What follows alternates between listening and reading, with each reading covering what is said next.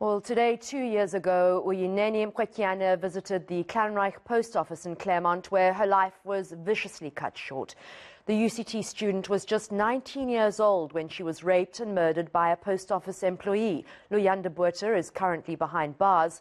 Her death sparked massive nationwide protests, and President Cyril Ramaphosa promised sweeping changes to help deal with gender-based violence.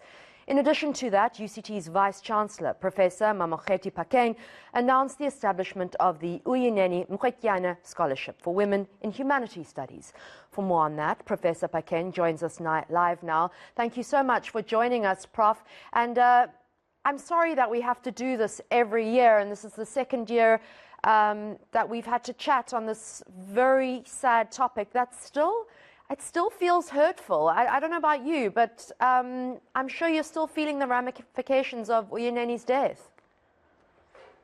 I do. And of course, having Nosicelo being brutally murdered a few days ago, sort of, it was almost reliving the Uyinene moment again, which is very sad, because, I mean, and it evoked that because it's another young student, undergraduate with dreams, and just brutally murdered like that. So yeah, it feels like yesterday.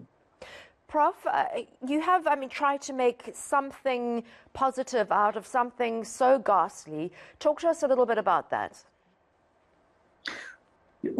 We set up the Uyinene Mrwetyana Scholarship for undergraduate women students in the humanities.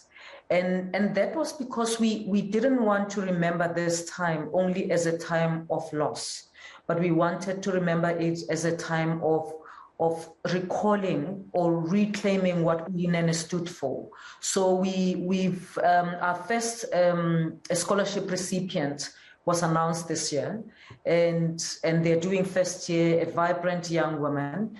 And of course, this is the year that Uyinene would have been completing her degree.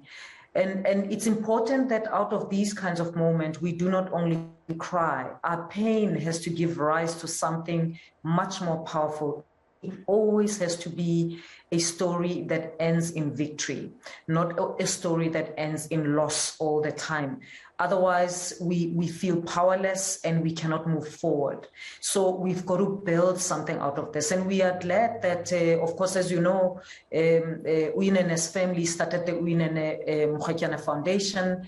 And I gave a talk there just a month ago, and they're mobilizing young people. They work with young people in leadership, to develop leadership among young people. So she remains an inspiration. She remains a message of hope for young women. She also remains a message that reminds us of the brutality that is sexual and gender-based violence, that we as women have to, and not just as women, actually as a people, have to stand up and always demand that something be done, that we cannot continue to live in a world where women feel unsafe.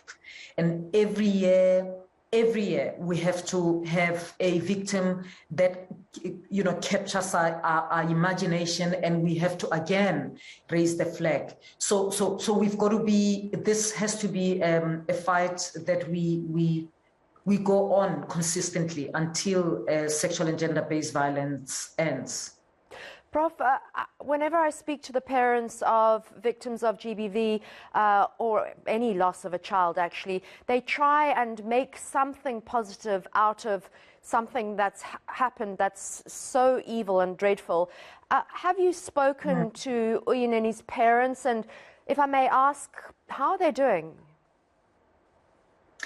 I spoke to Uyinene's mother, as I said, last month, because they had the event, and we spoke afterwards as well, as a follow-up after I spoke there. And I think she's keeping strong. I mean, I guess the fortunate thing about Uyinene's mother in particular is that she works with students at Rhodes University.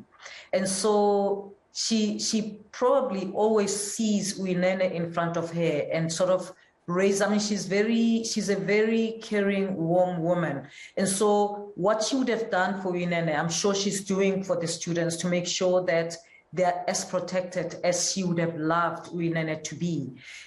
So they are holding strong. I mean, Uyinene's brother is completing here at UCT, was doing a different degree. And so I think there's a positivity, and they are Christians, so they draw on their faith to keep them going. The foundation keeps them going. There's a lot of women and young women who work with them on the foundation to make a success of it, to make the message of gender-based violence to go further, but also of women leadership go further, so that we live in a different society. So I think they're positive. It's not. I mean, it's not. I have never seen anger from them. I mean, it's interesting that even when Uyinene went missing, and the parents came, and I met with them, and we talked, and we told them the strategies, everything that we're doing to find Uyinene. There was never anger when we found that Uyinene was murdered. It was pain, it was hurt, but it was never anger at anybody. It was anger at the disease that is sexual and gender-based violence. And I think that perspective that they have keeps them going in this journey. I mean, the pain will never go away. You know, when you lose a child in this way, the pain will never go away. But it's how they live with it, and I think they're living with it with dignity, which is and a commitment to make a difference and to make an impact in a manner in which Uyinene's life would have if she had lived longer. Well, thank you for your positive role modeling of young women at UCT and for leading the way in keeping Uyinene's dreams alive. Thank you so much. That was Professor Mamokgethi Phakeng, the Vice-Chancellor of the University of Cape Town.